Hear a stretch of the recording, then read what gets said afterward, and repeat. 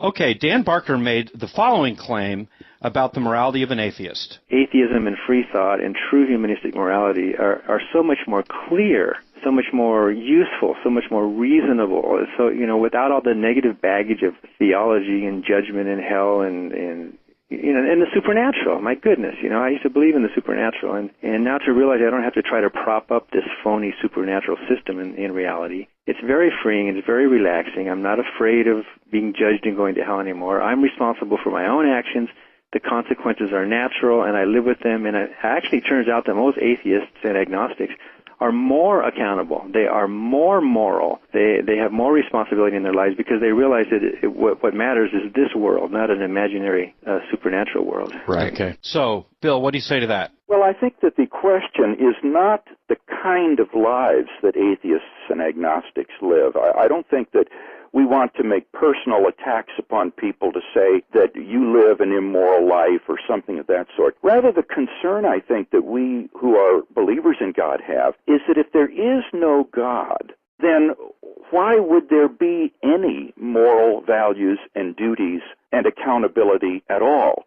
Wouldn't morality just be a sort of illusion that is a result of socio-biological evolutionary pressures?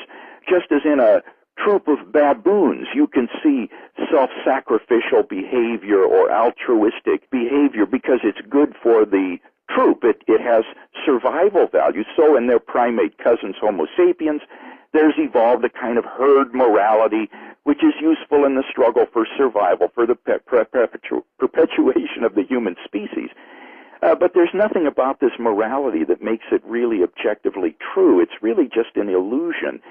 And in that case, the rapist or the pedophile or the homophobe or the racist doesn't really do anything wrong when he goes against the herd morality. He's just acting unfashionably. And there's no moral accountability, ultimately, for people. As long as you're powerful enough, you can get away with it. If there is no immortality, as Dostoevsky said, then all things are permitted.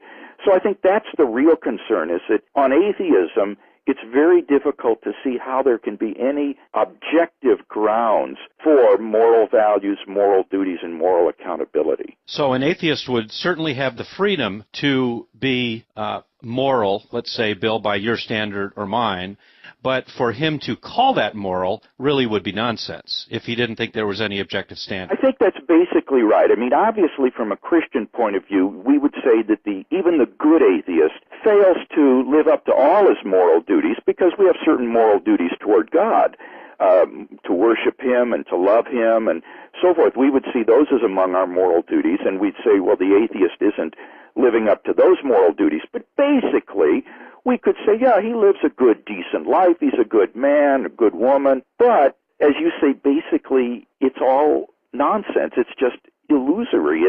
It's not real. And that's the concern, I think. Yeah.